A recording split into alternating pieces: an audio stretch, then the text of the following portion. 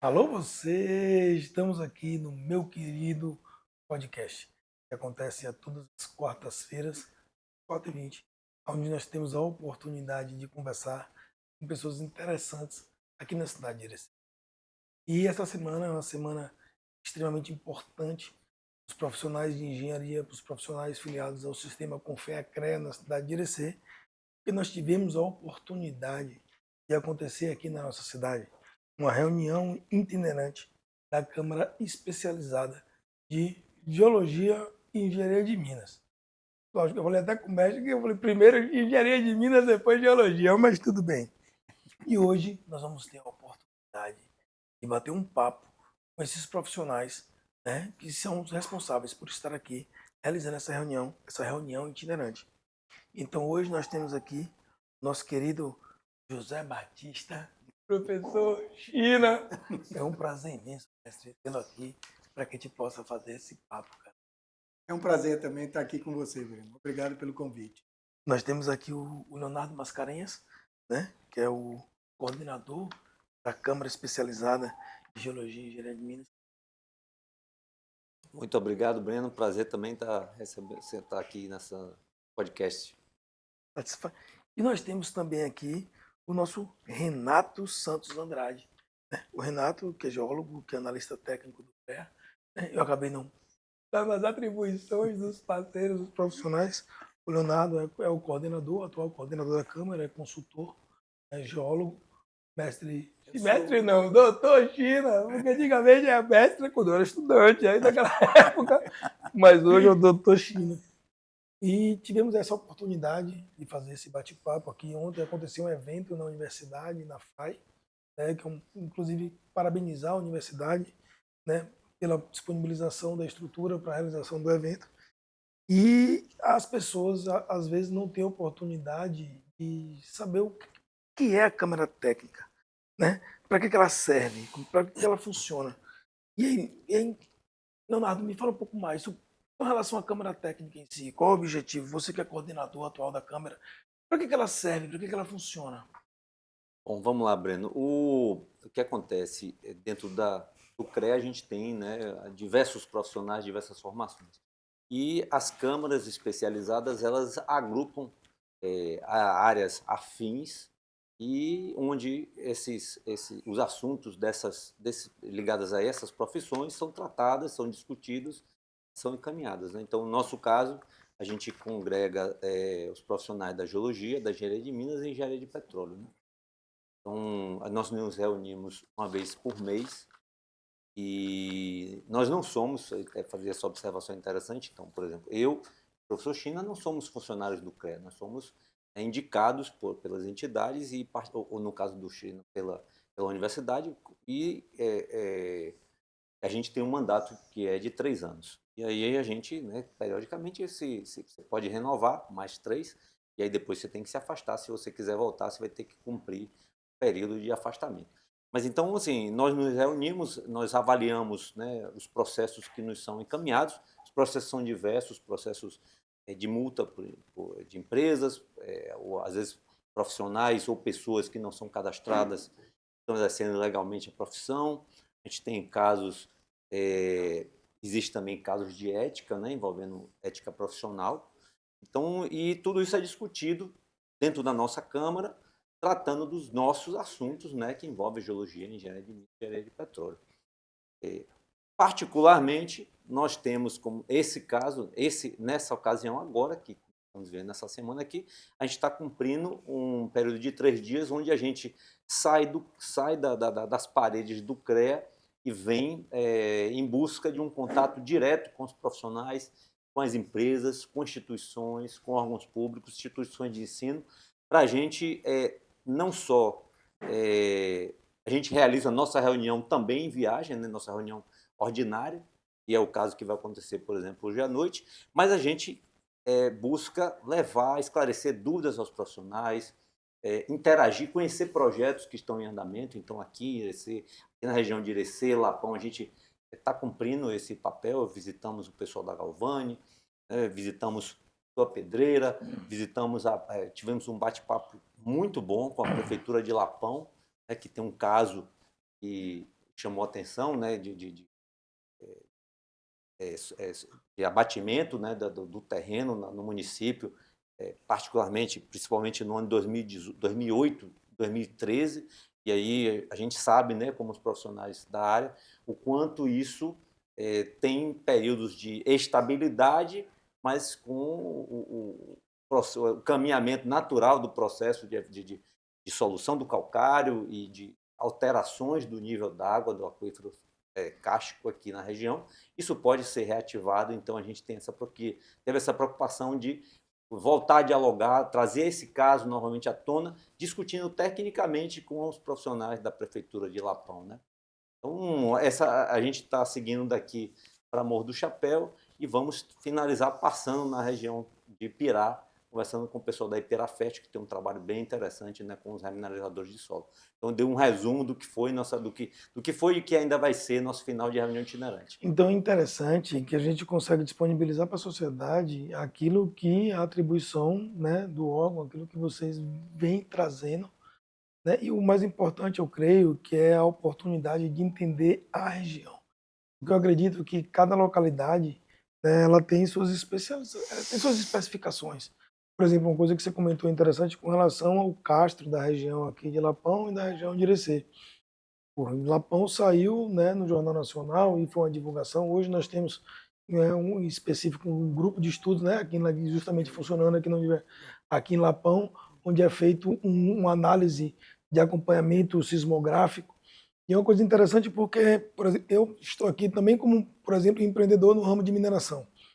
Então, nós estamos aqui numa propriedade próxima à cidade de Lapão. Então, como a gente teve a oportunidade de conversar, mestre, um acompanhamento no que tange ao impacto da mineração, né, na sociedade e no ambiente. Então, a utilização da espoleta eletrônica, a elaboração de um plano de fogo mais específico, ou seja, utilização da engenharia de maneira plena com o objetivo de você tentar reduzir ou diminuir o impacto. E não é só isso, porque nós temos a problemática da questão dos poços, né, dentro da região de Irecê. Mas eu queria aproveitar a oportunidade aqui, China, dentro desse contexto, mestre, porque quando a gente fala dessa problemática aqui de Lapão, né, é uma coisa interessante que a gente estava conversando lá na empresa, quando o senhor comentou comigo assim, eu falei, pô, Breno, o pessoal de Lapão já está ciente, já o dia da detonação, eu falei, tá vendo aí, mestre, uma pequena falha de comunicação que não está ainda para a gente encaminhar diretamente para o sistema, né, de acompanhamento de Lapão, porque hoje, para aqueles que não sabem, Lapão tem uma unidade, né, com um profissional responsável na qual faz o acompanhamento sismográfico na região de Lapão, para no caso do deslocamento, do rebaixamento do solo, de acontecer algum evento sísmico, a gente tem um acompanhamento no que tange a isso, não é isso, mestre? E o mais interessante é o seguinte, como é esse evento? É um evento sísmico que tem lá no Lapão, qualquer atividade extra, por exemplo, um estudo, o desmonte de uma pedreira. Isso faz com que você aumente a sismicidade, nem que seja por um período muito curto. Então, a ideia é, já que você tem uma continuidade nessa sismografia, é importante que toda vez que haja um desmonte, que seja avisado ao pessoal de Lapão. Por quê? Porque se houver algum pico no ganho daquele sismógrafo, né? Então o que é que vai acontecer? Olha, é porque aconteceu um desmonte com a pedreira. Então isso fica mais tranquilo. Por outro lado também, como nós conversamos, esses desmontes não ocorrem semanalmente. Então demoram vários meses para acontecer. Então, com esse tempo de meses, então isso é de quando em quando isso acontecer. Outro detalhe que você me comentou e que é bem importante para a região é quando você usa espoletas eletrônicas, que são espoletas muito mais novas e que têm um tempo de retardo mais preciso, e isso ajuda em diminuir essa sismicidade. Claro, no acompanhamento normal de sismo da Terra, quando você faz um desmonte, numa determinada distância, você tem um pico. Você vai identificar, e o objetivo do equipamento é justamente esse. E até para saber que foi esse pico. Afinal de contas, nós temos normas reguladoras, né, da BNT, da Engenharia de Minas, que sabe que níveis são esses. Então, a gente pode ter a certeza de que se passou ou não passou e como é que pode se ajustar. Só aproveitando o contexto, por exemplo, quando você vai fazer uma detonação, quando você vai fazer um desmonte, normalmente você elabora um plano de fogo. O plano de fogo ele vai dimensionar toda a carga específica, como é que você vai utilizar esse explosivo e como é que você vai gerar o acionamento desse material. A diferença, basicamente, das melhores tecnologias hoje, que nós temos de mais sofisticado, seria a espoleta eletrônica, né? Que você vai conseguir uma maximização dos resultados no que tange ao distanciamento de tempo da detonação. Porque assim, quando a gente começa a falar em explosivo, a gente está falando aqui a milissegundos, né, mestre? Milissegundos. É 10 a menos 3 do segundo, meu irmão. Então, é um negócio ligeiro, entendeu?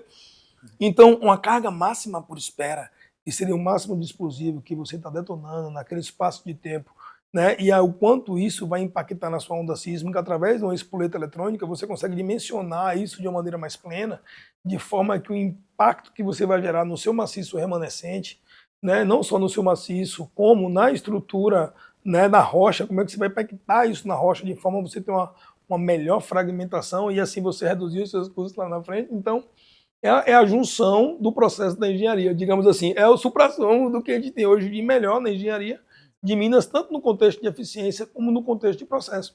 E aí a gente consegue controlar, né, o impacto que você vai gerar no contexto. E é interessante, mestre, por exemplo, conversando sobre a universidade, que, por exemplo, o nosso querido amigo Arisvaldo, né, coordenador do curso de Engenharia de Minas atualmente, não é isso? Exato. Eu chamava ele de meu amigo Integrisvaldo, porque eu cabo inteligente, meu irmão, que você não tem noção, não. Eu tive a felicidade de ser colega dele, é uma figura ilustre. Né? E ele foi orientador de um grande amigo, de um grande parceiro, que é o Dudu, Eduardo. Né? E o Eduardo, ele fez um estudo, né, por orientação do nosso querido, né, Integrisvaldo, no que tange às equações de Cuscan para poder identificação dos parâmetros do maciço lá da região da Pedreira. Exatamente, para diminuir e saber que tipo de rocha é aquele e quais são com que tipo de quantidade de carga, né, de explosivo por espera para diminuir a vibração e exatamente a propagação dessa onda física, que é a onda de vibração. Então, o que acontece? São estudos que, inclusive, mestre, estão à disposição. Eu creio que Dudu não vai se incomodar com isso. Inclusive, Dudu teve a oportunidade de defender esse trabalho lá no Congresso de Lavra Subterrânea em Céu Aberto. Aí, por exemplo, são um camarada daqui de Renato, que fez um trabalho no que então já era de explosivo e vai partir para Belo Horizonte para poder apresentar esse trabalho, né, num congresso internacional de Lavra Céu Aberto e Lavra Subterrânea. Então, tipo assim, pô, é um cara massa. E aí agora a ideia que me tomou, carregou. Coisas que acontecem da vida, né? Mas assim, mestre, aproveitando dentro desse contexto da preocupação de Lapão, aí eu chego pro Renato, né, que é geólogo, que é um analista técnico que conhece essa realidade da nossa região aqui, também com relação a essa questão do castro da região de Lapão, né? Não só da região de Lapão, como ele acaba abrangendo a região de Irecê dentro de uma certa magnitude, né? Então, o que o senhor poderia me orientar, digamos assim, para a nossa população, porque a gente tem uma preocupação muito grande no contexto da perfuração irregular de poços na nossa região. Então, é um contexto que o CREA ele vem tentando isso. Eu sei que não só o CREA, mas como os órgãos ambientais tentam buscar, mas a gente sabe que não consegue ter capilaridade para poder resolver o problema.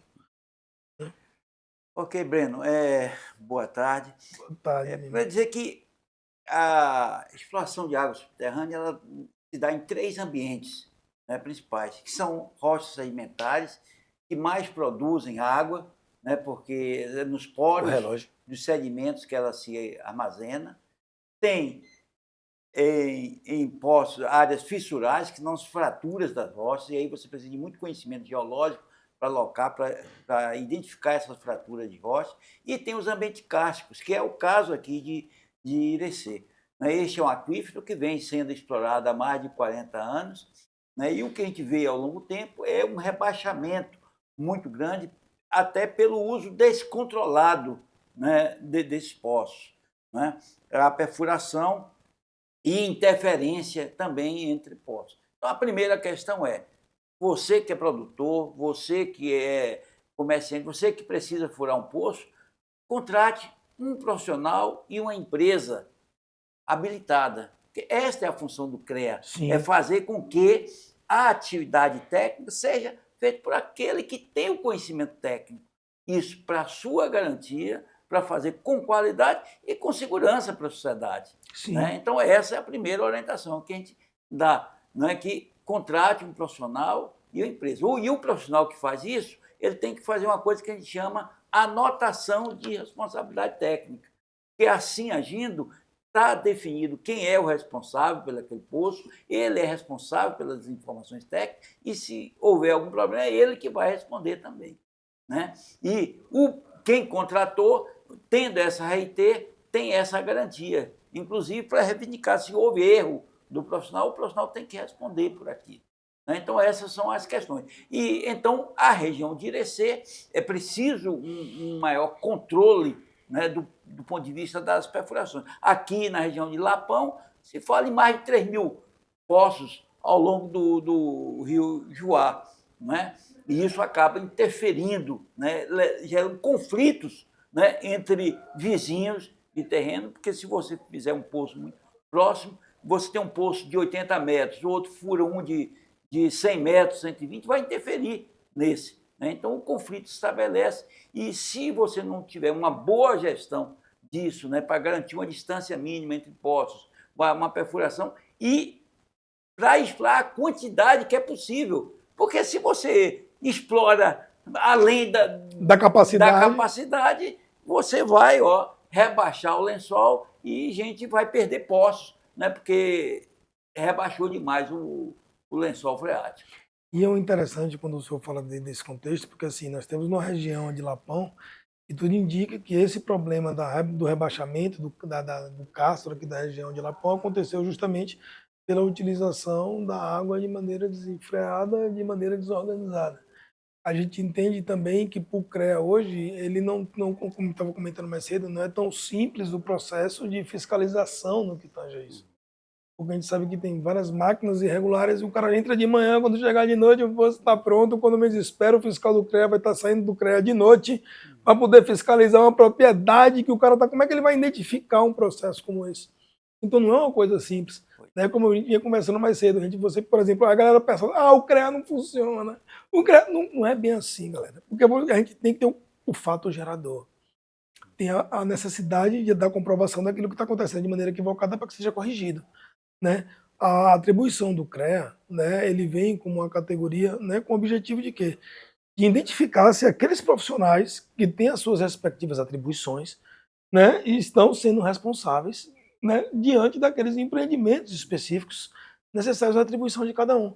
É onde a gente entra naquela discussão que a gente estava tendo ontem, com relação à atribuição do geólogo, a atribuição do engenheiro de Minas, né, mestre? Então, são coisas que a gente acaba, por exemplo, a parte de poço, o geólogo resolve. E o engenheiro de Minas também. Também. Os dois profissionais têm são os profissionais que estão habilitados, né? São geólogos e engenheiro de Minas. Uma coisa interessante, por exemplo, que a gente vinha debatendo ontem na Câmara Técnica, na reunião que nós tivemos ontem na universidade, é justamente porque alguns profissionais da área de geologia, inclusive os mais antigos, né, mestre China, me conversando, porque antigamente você não tinha engenheiro de Minas suficiente para poder contemplar toda a necessidade de extração mineral que existia na Bahia.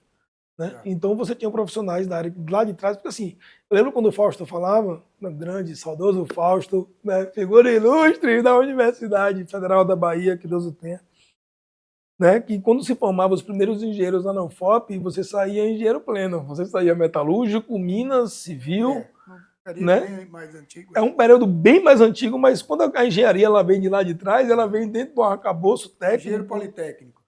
Né? E as especializações elas vieram dentro do contexto, atribuindo cada coisa ao seu profissional. Então hoje a lavra ela está direcionada para o engenheiro de Minas. A parte de pesquisa geológica ela está especificada para o geólogo. A parte de poços, né, por exemplo, é uma área que pode ser compartilhada entre ambos os profissionais. E o interessante é o seguinte, porque, por exemplo, um engenheiro de Minas que tem uma especialização específica em geologia, ele pode executar algum trabalho mais específico no que tange a área de geologia. Ou um geólogo que tem a necessidade, ou mais antigo, ou que busca ter o conhecimento necessário para que ele possa atuar na área de lavra, ele pode. Né? E como isso? Através dos processos de especialização. Não é isso? É o que eu gostaria que o China, depois meu querido, pudesse falar um pouco mais dessas formas de, né, com relação a essa questão das atribuições profissionais. como são da mesma modalidade, então existe essa... Você pode perpassar através de conhecimentos, né? Então, um dos primeiros conhecimentos que se tem é como a atribuição do Engenheiro de Minas engloba a pesquisa mineral e a lavra, né? A gente precisa se conectar, porque a lavra é depois da pesquisa, a gente precisa conversar com a geologia, então a gente precisa conhecer essa parte. Mas é mais comum e quem mais faz bem a pesquisa mineral é o geólogo. O engenheiro de Minas fica mais com a lavra. A geologia, como tem só a pesquisa mineral, eles podem também, através de cursos de especialização ou de graduação, fazer também, como se fosse, expandir sua atribuição para a área de lavra também.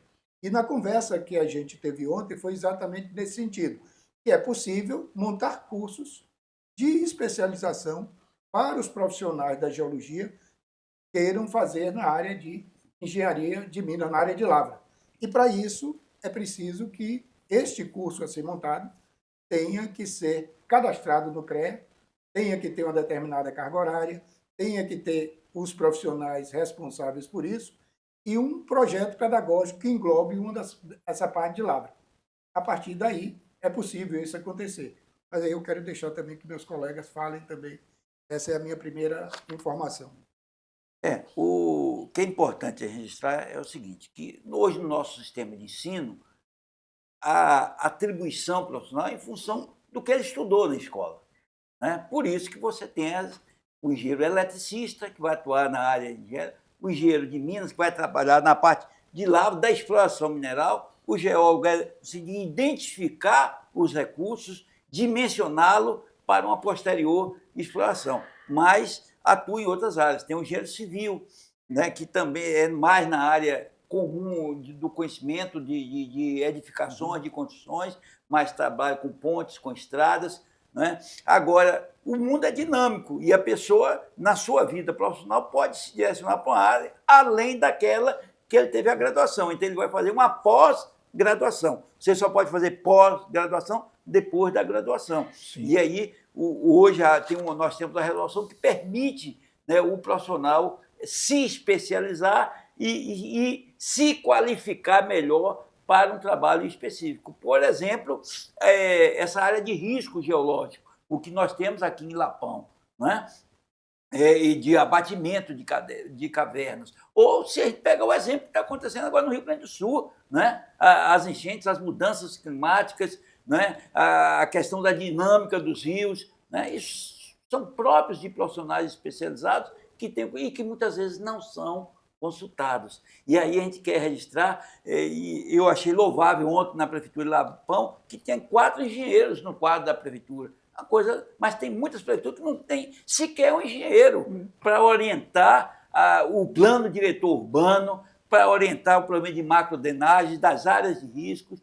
Né? Então, isso é necessário, para qualificar o serviço e para proteger a sociedade, para que as coisas sejam feitas com quem sabe fazer. É aquela coisa, né, cara? Não é que você não passa 4, 5, 6 anos na faculdade, né? Terminando uma graduação, além disso, fazer uma especialização, né, à toa, né? O objetivo é justamente você ter um conhecimento para poder aplicar para a sociedade isso, né? Então, dentro desse contexto, a Lapão, essa preocupação maior com relação aos poços, né, vem em função do que aconteceu aqui lá atrás, né? Então, hoje existe uma preocupação maior no caso da probabilidade desse problema, digamos assim, se ampliar, né? Então, já existe, como eu falei, mestre, mais cedo, o senhor comentou, a questão hoje de um monitoramento sismográfico constante aqui na cidade de Lapão, não é isso? Já existe esse monitoramento. E se precisa também estudar é a questão não só desse monitoramento, mas também em relação a como está se comportando, como o Renato falou, da questão da recarga desses aquíferos. Porque ele tem uma coisa que é bem importante. Quanto mais você consome, e se você não tem água, muita chuva, o lençol vai se... Mas quando você dá uma parada, né, desse lençol, o que é que vai acontecendo? Ele vai voltando a recarga de novo com as próprias chuvas. Então, isso quer dizer o quê? Esse equilíbrio. Você retira, mas você tem uma recarga. Porque se você só retirar, as recargas futuras não vão conseguir realmente encher novamente esse aquífero, né? Então é preciso que nesse trabalho. Vai, Léo, complete aí. Pegando um gancho disso aí, Breno, que eu acho que é interessante, né, a abrangência aí da sua audiência está se pensando e processando essa informação e divulgando, né? Quando a gente fala de poços clandestinos uma coisa importante assim, além de você ter uma questão de regularizar, ter um autógrafo, né? É importante, o prejuízo pode ser muitas vezes porque você vai pagar para um perfurador instalar um poço, e seu poço, por ser mal instalado, ele pode ter uma vida útil muito curta. Sem nenhuma garantia. Sem nenhuma garantia. Além disso, ele pode se tornar um vetor de contaminação das águas subterrâneas, particularmente aqui nesse ambiente kárstico. É o ambiente geológico mais vulnerável, com maior vulnerabilidade, porque a recarga se dá mais rápido que tanto o cristalino, né, que é o de rochas fraturadas, Sim. como o sedimentar. Então, assim, é um cuidado a mais que todo mundo que tiver consciência deve buscar estar preocupado e aí valorizar essa coisa de ter uma boa empresa perfurando e como profissional sendo responsável por Uma essa coisa obra interessante que, por exemplo, de captação. pouca gente sabe qual o rito processual, por exemplo, de você, né, abrir um poço. Por exemplo, não, eu quero abrir um poço, né? O que eu preciso para abrir um poço? Primeira coisa, para você abrir um poço, você vai ter que ter um profissional habilitado para isso, através de uma empresa habilitada para isso, através do sistema Confea-CREA, né? E aí entra-se com um processo ambiental, através do órgão ambiental competente, onde você vai solicitar uma autorização de perfuração de poço, informando qual é a sua necessidade, qual é a sua demanda, qual é o seu consumo e qual o seu objetivo com aquela água. A partir desse momento, você vai protocolar esse processo no órgão ambiental, que ele vai fazer uma avaliação e vai falar o seguinte: me diga uma coisa, esse aquífero aguenta? A situação aqui, como é que já está? Porque depois o pessoal é rápido. Rapaz, nem sempre. Hoje, inclusive, eu acho que, Renato, é interessante que depois de várias articulações, inclusive, o nosso querido deputado Ricardo, né, ele foi um cara que bateu muito nisso, né, no retorno de uma base do INEMA, né, aqui na cidade de Irecê. Isso já está acontecendo, eu acho que os profissionais já estão aqui na cidade, não é isso? E acho que estão para chegar, mas eu creio que muito em breve o escritório do INEMA vai estar aqui. Porque, por exemplo, hoje em dia, você quer fazer uma solicitação, um requerimento como esse. Vou mentir para você, eu não atuo mais na área de prestação de serviço, mas você, por exemplo, hoje que é consultor, hoje você ainda tem a necessidade de você ir na INEMA para poder fazer uma solicitação, hoje não mais, né? Você faz tudo através de maneira digital, né? É isso, através do sistema. Agora é importante as pessoas entenderem assim, é um processo demorado. Agora tem um porquê disso, né? Então, ainda que o órgão não funcione da forma que a gente gostaria, com a celeridade e tratando as informações, gerenciando de uma forma, inclusive, mais transparente, a gente sente muita falta disso enquanto profissional, enquanto técnico da área. Mas, assim, essa satisfação, esse cumprimento desses protocolos, é exatamente para poder haver uma gestão, né? Então, o Serviço Geológico do Brasil, né, um trabalho que foi feito aqui em 2013 pelo colega Hamilton Cardoso, identificou 3.000 poços na região do Lapão. Certamente, nem 10% estão regularizados, né? Então, quando você teve um problema de abatimento do terreno por conta, primeiramente, pela suscetibilidade natural desse tipo de terreno ao abatimento, porque é um ambiente kárstico. Você tem um agravante que é o bombeamento totalmente sem controle dessas águas, né? Então, num período de seca, é o que o professor China comentou, né? Você vai ter esse reservatório esvaziado, e aí você criou um vazio que a gravidade atua, né?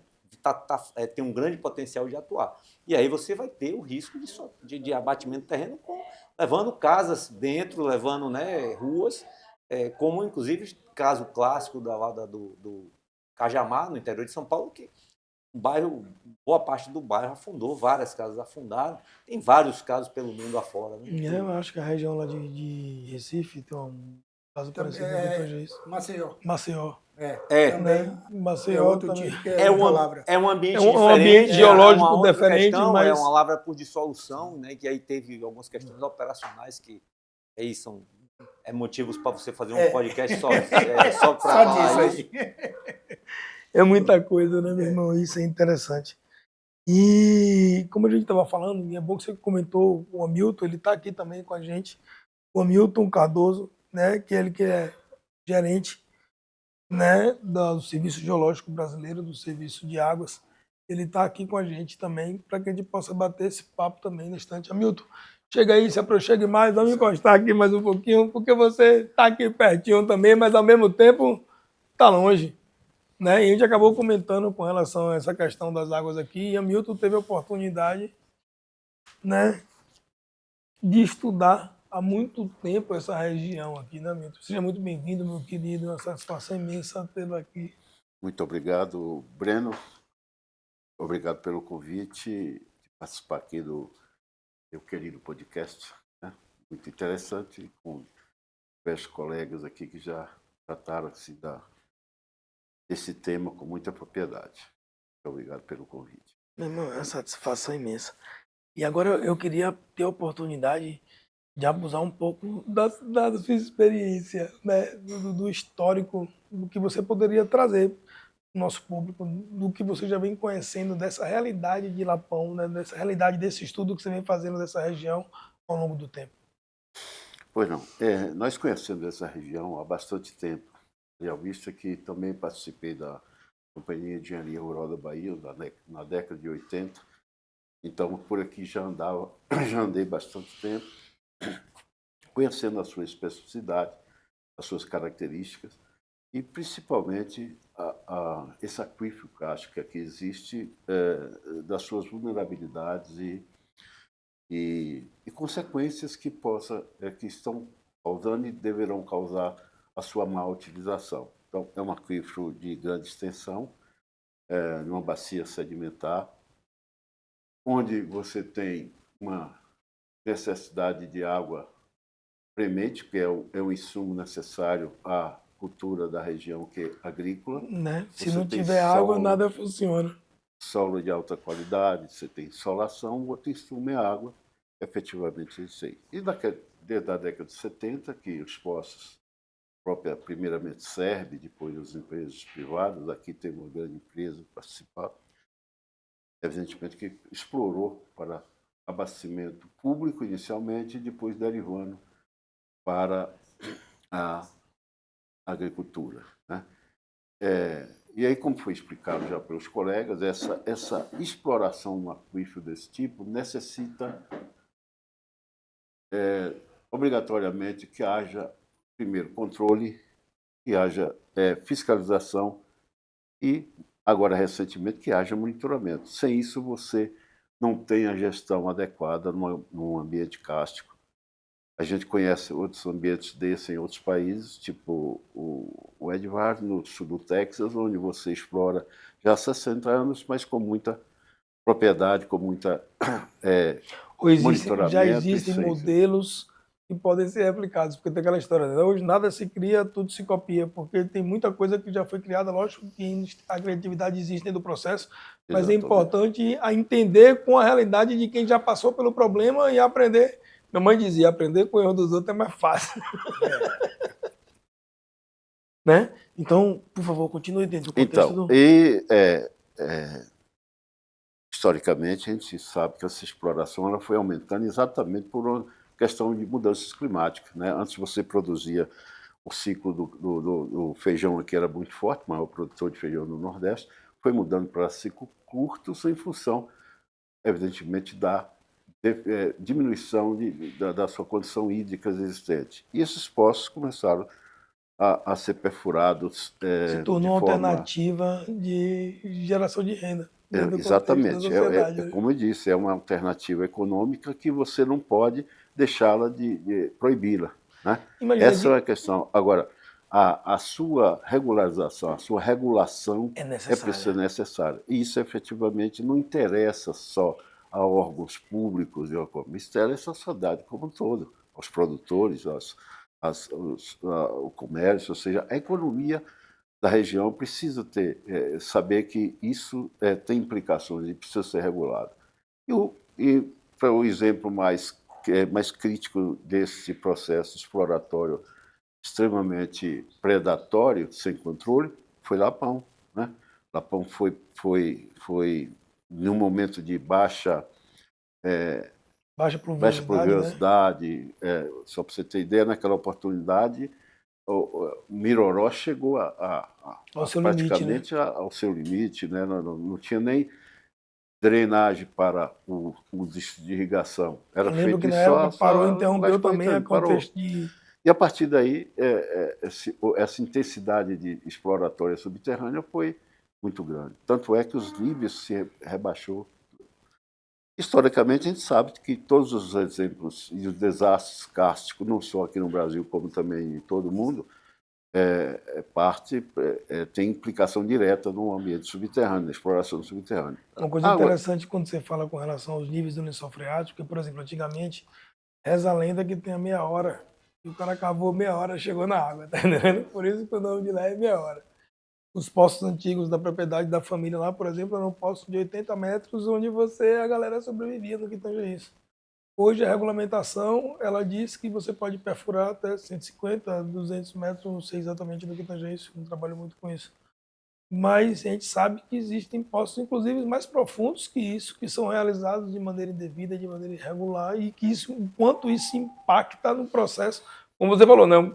Como o Leonardo teve a oportunidade de comentar aqui, a localização, a proximidade entre os poços em si. Então o cara está com um poço aqui com 80, eu chego aqui, empurro o outro aqui com 150 e boto uma bomba de 10 cavalos. Meu irmão, daqui de cima aqui já se arrombou.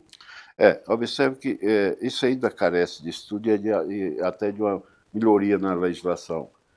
Quando o Leonardo citou, e o próprio Renato Andrade disse dos tipos de aquífero e a sua exploração, você tem uma diferença muito grande quando você está no ambiente sedimentar, né, onde você define parâmetros hidrodinâmicos e tem uma possibilidade de, pela equação matemática da sua eficiência, definir o seu processo exploratório e também definir, dentro do ambiente do aquífero, a capacidade, fazendo testes de aquífero e não só de poço. No ambiente kárstico, essa situação é extremamente mais dificultosa. Eu creio que o próprio órgão gestor, que tem a dominialidade de outorgar, fiscalizar e outorgar essas águas subterrâneas, também não tem esse instrumento muito facilmente, por ser um aquífero extremamente complexo. E avaliação. Ele tem uma complexidade muito grande. Agora, isso, a fiscalização e vamos dizer, o conhecimento dos seus níveis de rebaixamento, isso é uma questão necessária e urgente, para que você não gere problemas de ordem geotécnica, de abatimento, como houve em Lapão, né, onde você tinha baixíssima recarga, exploração. Só para te dar um elemento, Breno, Lapão também participou durante muitos anos parte do abastecimento de Irecê. Né? Eu conheci um poço no início da década de 80, por volta de 83, onde ele aduzia para Lapão algo em torno de 80 a 100 metros cúbicos hora durante vários anos. E esse poço depois passou para irrigação. Isso, quer dizer, olha quanto você exauriu o reservatório sem ter um controle de recarga. É interessante que, por exemplo, o Morro Verde, onde hoje é a jazida da RM Mineração, lá em cima tem inclusive algumas caixas d'água, que foi a primeira caixa d'água que abastecia a região de Irecê. Então vinha desses poços, fazia a elevação lá no Morro Verde, que é a atual jazida, e a partir de lá se distribuía dentro de alguns contextos, que é lá do lado da mina. Então, e aí só contextualizando esse aspecto, nós fizemos esses levantamentos logo que surgiu o problema em Lapão, né, onde se implantou o abatimento. Nós tivemos presente, o Serviço Geológico veio aqui para levantar esses dados, primeiramente, inclusive, com um ilustre colega nosso, que é o Angeval Brito, que esteve presente. Levantamento na eletroresistividade, junto com outros colegas. Desculpa falar assim, porque você lembrou o nome de uma figura ilustre. Muito. Que é um camarada. Val, olha só, meu irmão, já lhe convidei para estar aqui comigo, sentado aqui. Inclusive, ele mandou mensagem aqui no grupo do Engenheiro de Minas. Ele falou, rapaz, a galera foi mais rápida do que eu. Pois é. Massa, foram mais rápido que o Brito. Tá entendendo? Nessa oportunidade, na sequência, onde o processo se instalou, tá? O processo instalado, nós tivemos um levantamento específico de geologia estrutural e setorização de risco, feito por um Sim. colega que gerou, inclusive, uma tese de mestrado, né? E, posteriormente, desenvolvemos outros trabalhos, onde tivemos a oportunidade aqui agora, novamente a convite da Câmara de Geominas aqui, como convidado, uma apresentação que nós fizemos na Prefeitura, onde gerou um debate, um espalhamento de conhecimento e troca de informações extremamente necessária para que você possa gerenciar aquele ambiente físico que tem especificidades e que precisa ser conhecido da sociedade. Então, isso é extremamente importante para que possa ser difundido tal, e essa oportunidade eu acho que é muito ímpar, porque você está passando isso à sociedade, muito importante, com ilustres colegas aqui, professor e etc. A oportunidade de você disponibilizar o conhecimento, a informação, né? A cidade de Lapão, ela passa por uma situação específica e se continuar um processo de extração e um processo de utilização dos poços de maneira indiscriminada, ainda mais ampliando a quantidade de poços e se utilizando de maneira desorganizada, a probabilidade de lá na frente, e, a gente não, e o pior é que a gente não sabe quando é lá na frente. Né? Tudo vai depender. São tantas, né, incógnitas diante desse processo, fica difícil até você mensurar. Porra, Lapão pode descer. Rapaz. Mas eu gostaria de acrescentar nessa sua observação exatamente alguns elementos que nós precisamos avançar, que é exatamente o monitoramento. Quando se tem monitoramento, e é necessário, porque o que é que nós estamos tratando? Nós estamos tratando do ciclo hidrológico. Tá?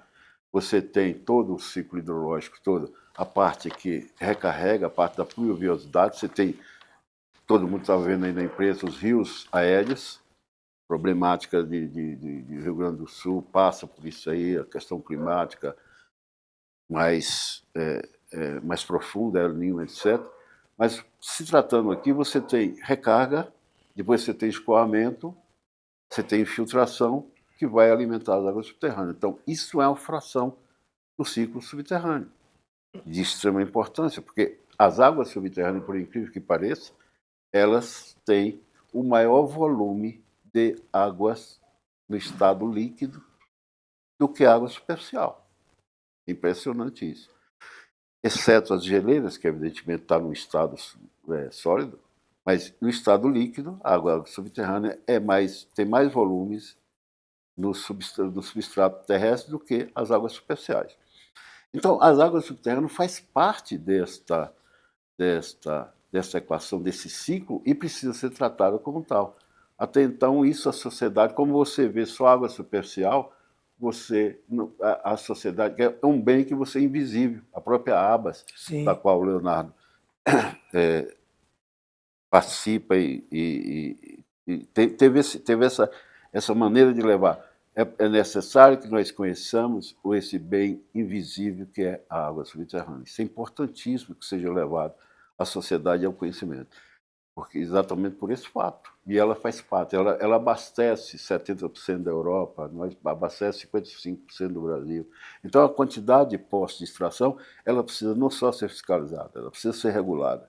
E a parte de monitoramento, que o professor China falou, e você citou a rede de monitoramento sísmico que tem aqui, é uma componente extremamente importante. A outra, né? é a parte hidrológica superficial, a parte onde você vai medir pluviosidade, diversos outros níveis, e a parte subterrânea, que, graças a Deus, está começando a ser feita já aqui na área de forma ainda incipiente, mas que você precisa obrigatoriamente ter esse elemento para fazer. Só para você ter ideia agora, o aquífero e a área que nós visitamos do Rio Juá, que é um rio que engruna e passa e vem na parte leste-oeste da cidade, ele está carregado, porque a fonte está cheia. Então, se você precisa conhecer essa dinâmica de equilíbrio, é isso que vai propiciar a exploração de um aquífero desse tipo. A regulamentação, eu creio, né? A organização e o licenciamento dos poços Eu acho que é uma ferramenta fantástica para que, inclusive, os órgãos gestores tenham a oportunidade de conhecer como é que funciona o nosso processo e aquilo que é permitido para cada um, né? E foi aquilo que você comentou, né, Leonardo, com relação ao contexto da regulamentação e da organização do processo, né? Inclusive do contexto da perfuração, e não só do processo de perfuração irregular, mas da qualidade do serviço que você oferece, né? Porque em função dentro de vários contextos, quando você não tem um profissional, entendeu, que está dentro do know-how para poder entender as especificidades, porque, por exemplo, quando a gente está falando aqui de uma questão do poço em Lapão, a gente está falando de uma área que tem várias especificidades, e todas essas especificidades têm que ser levadas em conta a partir do momento que você vai liberar uma nova outorga, uma nova licença. Né, Renato? Complementando um pouco, assim, eu acho que eu gosto muito de falar para público leigo, né? Porque senão a gente fica falando só para os profissionais e a Sim. gente, né, a sociedade... A arte da comunicação é facilitar o difícil. E assim, eu acho que um ponto de reflexão que é para qualquer pessoa, a gente tem que assim, pensar no uso racional de qualquer coisa, né? Dos recursos que a gente tem. E aí, falando especificamente, mais precisamente dos recursos hídricos, né?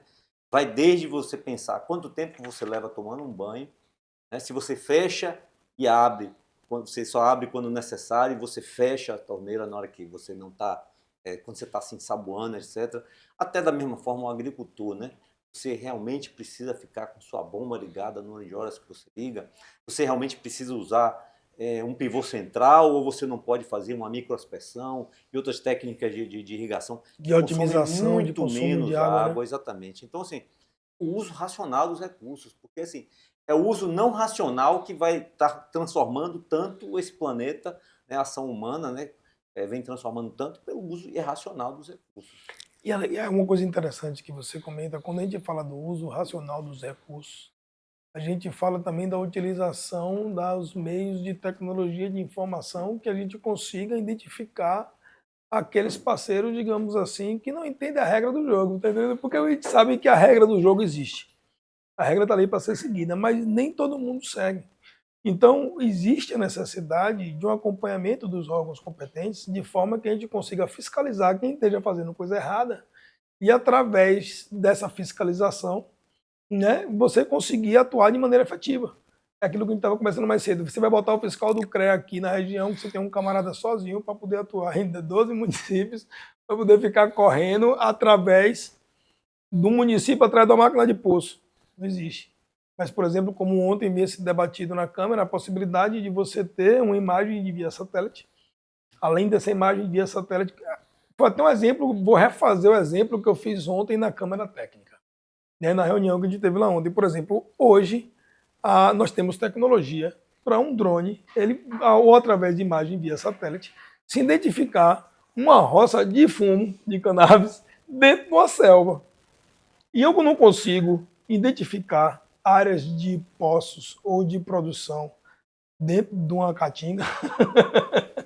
Você está entendendo? Quando eu quero falar com isso, tecnologia a gente tem para poder solucionar o problema. Mas será que a gente está conseguindo articular as entidades técnicas para isso? É isso que a gente vinha conversando ontem, né, mestre, com relação a isso. Porque não é tão simples assim. Aí vem o processo hierárquico, vem o processo de acompanhamento, inclusive no processo de apoio de cooperação, não é isso, professor? Exato. Foi. Era uma coisa que a gente estava comentando e é um processo que a gente tem lutado desde a gestão passada na reunião da Nacional, e esse ano também que o Léo ficou, é você tentar colocar isso, um convênio com o Conselho Federal e a Agência Nacional de Mineração. Porque aí tanto o Conselho como a agência, eles vão permear para a agência, para as superintendências e para os conselhos regionais pelo CONF. E a partir daí, a gente poder fazer uma atuação melhor.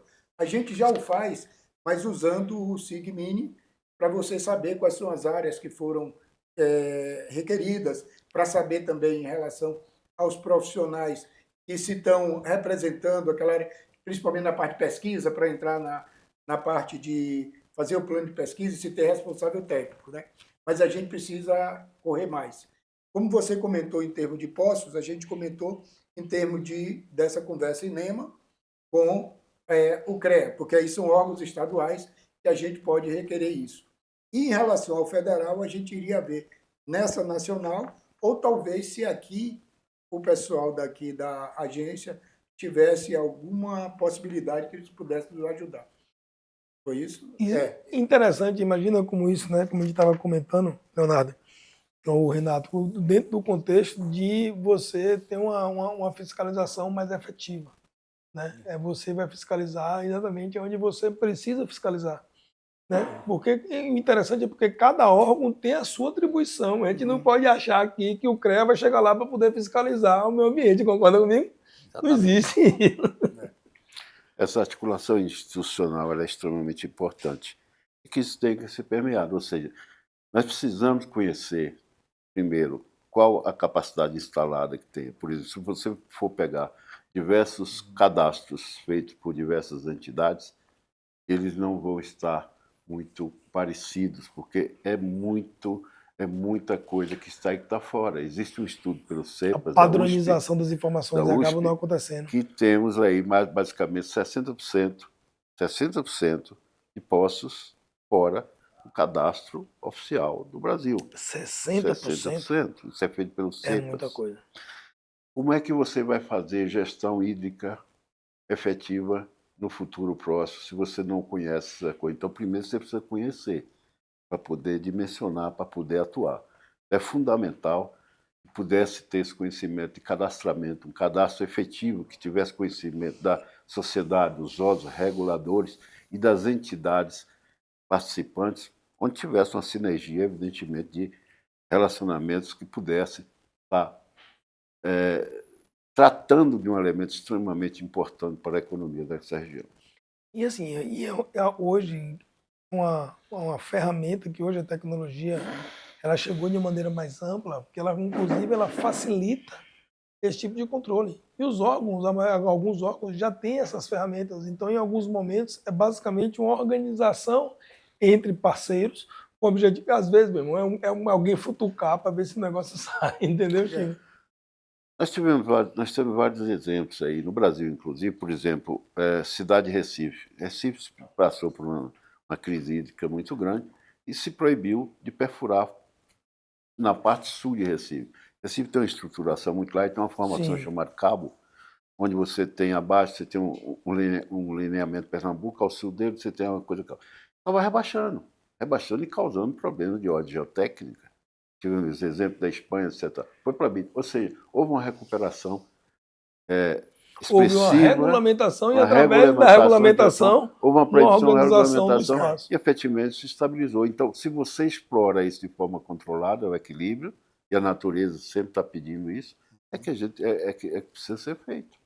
Nesse momento, a parte do que a gente observa lá do nível estático está quase que aflorante, ou seja, se está com o sistema carregado. O sistema se equilibrou, né? E isso precisa ser monitorado para você explorar. Então, isso como todo cast, você tem que ter isso, porque a gente conhece diversas áreas de abatimento. É importante que esse monitoramento chegue, seja implantado, que seja operado e que seja disponibilizado para conhecimento da sociedade. Isso é importantíssimo. Com continuidade de dados. Com continuidade de dados. Eu costumo falar que aquilo que você não controla, você não gerencia. Porque se você não tem a informação, igual falava o nosso querido Barbosa, né? Se você não tem a informação, você não consegue fazer né, a gestão da informação. Né, no que tange a isso. E é muito interessante, mestre, por exemplo, quando a gente fala num contexto desse, na questão ambiental. Né? E o mestre, por exemplo, tem um livro na área de meio ambiente, ele, com relação aos impactos no que tange a isso, porque, por exemplo, as pessoas a questão ambiental, às vezes, ela buga, galera. Porque, por exemplo, eu vou falar agora como empreendedor, né? Nós temos uma pedreira, então existe impacto, ele existe, mas ele é mensurado e controlado dentro das suas organizações. Se vocês tiveram a oportunidade de visitar a fábrica, de entender como é que funciona. Mas imagina se nós não temos brita para poder atender a demanda hoje. Nós vamos voltar a construir de taipa, tá entendendo? Então, a mineração, digamos assim, eu costumo falar que ele é um mal necessário. Mas o importante é que você tenha, no mínimo, um profissional técnico habilitado para que ele faça a execução dessa lavra da maneira mais eficiente possível, com um menor impacto ambiental. Não dá para dizer que não existe impacto, né, mestre? Com certeza. O impacto ele vai ser reduzido em função da eficiência do empreendedor. Inclusive, hoje não existe nada sem a mineração. Certo?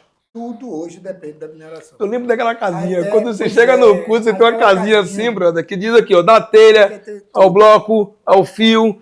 Pois Tudo é. sai da mineração, E cara. hoje em Sem dia- mineração, não tem nada disso e aí, acabou. E hoje em dia, tudo vem da mineração mesmo. A gente está minerando aqui. A sua própria respiração já é a mineração. Você tem nitrogênio, você tem oxigênio. Mas por que você só pega o oxigênio? A gente já está minerando, a gente já nasce minerando. A gente, né, em relação a isso. E outra coisa, nós é que damos valor aos bens minerais. Tudo é recurso natural. A partir do momento que nós damos valor àquele bem mineral, como o seu caso, que tem a sua empresa, que tem a Brita, e que mais outras coisas que você está, vamos dizer, verticalizando o seu trabalho, fazendo aquelas, como é que você chama, os PEs? Os papers. Aproveitar agora aqui para o meu momento comercial, já que o meu querido mestre deu a deixa. Isso, né? Se você Então, precisar de brita, né, procure a RM Mineração, né?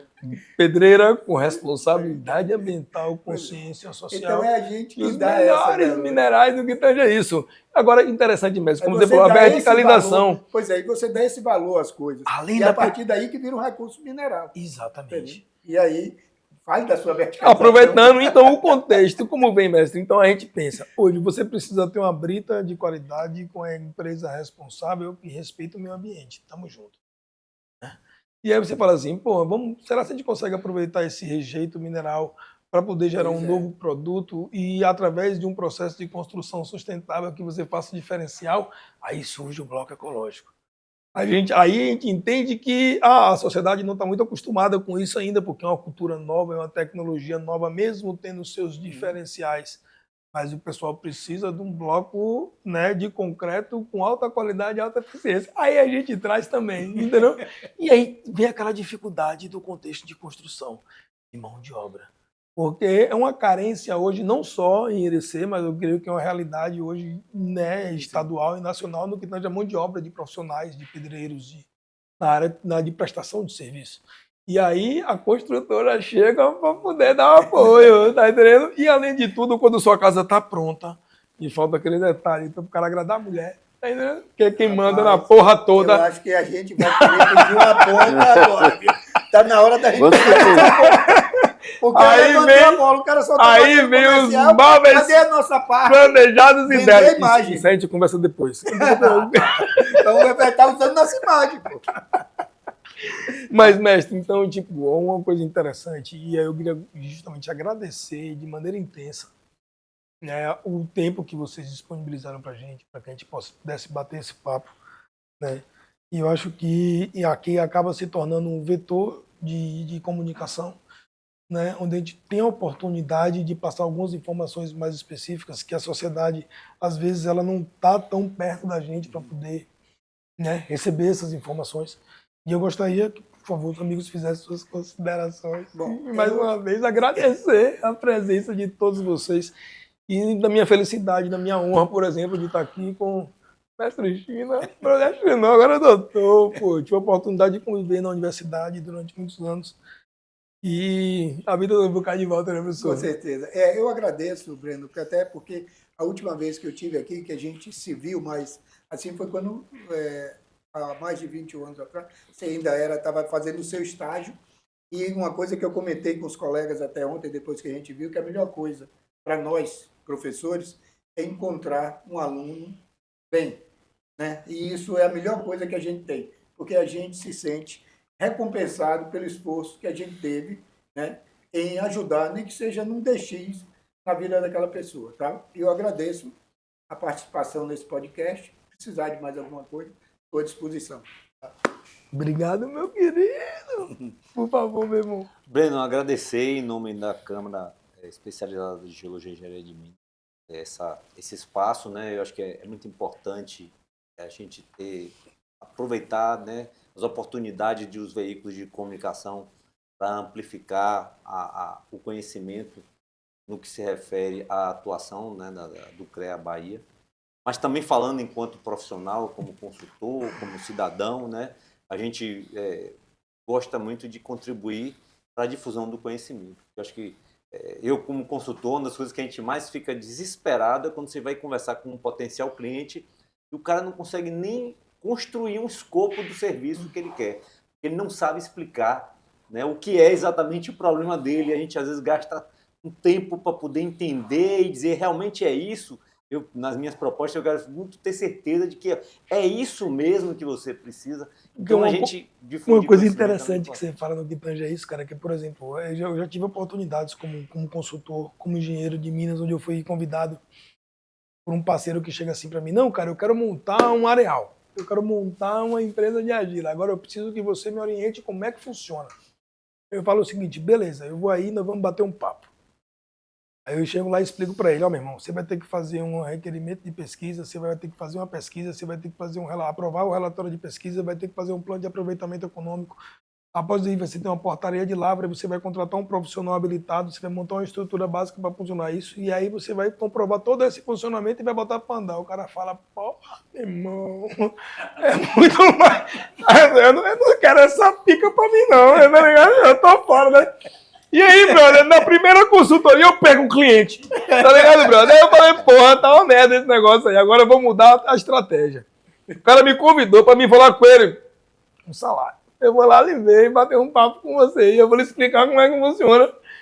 Brincadeira, mas a parte, mas tipo assim, quando as pessoas param para poder entender realmente como funciona o processo da mineração, a galera acha que é simples, mas é um negócio complexo da porra. Com certeza. Irmão, por favor. Então, inicialmente agradecer o próprio o CREA pela convite, que está participando dessa viagem que eu acho reputo de extrema importância, primeiro pelo contato com os profissionais, com órgãos públicos e discutindo assuntos de grande relevância pública e profissional. Então, é uma coisa que fiquei muito gratificado em poder participar como convidado. Quero agradecer. O meu podcast aqui está participando também, levando também algumas informações relevantes para esse ambiente, né? E que seja a própria palestra que nós participamos junto à prefeitura, haja vista que a gente já tem diversas vindas aqui em trabalhos no próprio levantamento geofísico que nós fizemos, na sul de sondagem, na setorização de risco. Ah, tá. Ainda tem outro assunto de relevância em Lapão, onde nós, através dessas informações, nós informamos que poderia resolver um problema de alagamento, que é uma questão de gestão territorial. Sim. E nós fizemos isso e um bairro foi resolvido com observação hidrogeológica, né?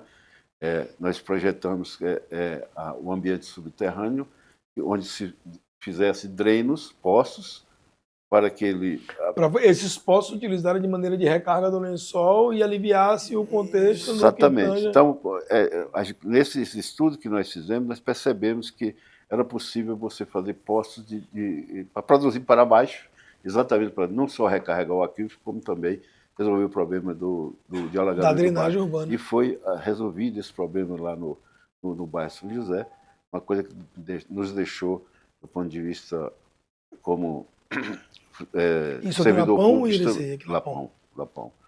Isso e em outro lugar, eu me esqueci, outro comunidade também engenharia, geologia, então, extremamente a favor importante. Da sociedade através isso resolveu e deixo muito gratificado quanto servidor público nesse sentido de estar resolvendo algumas questões dessas de risco geológico, né? Muito bom, muito bom. Então, agradecer a participação. Meu amigo Renato, que está ali nos bastidores, né? Porque ele já saiu daqui, ficou ali, porque nosso estúdio, né, é meio aconchegante, meu irmão, é meio pequenininho. Mais uma vez, agradecer a você também, meu parceiro, pela oportunidade de estar aqui com a gente no podcast. É uma satisfação imensa, um prazer imenso tê-lo aqui.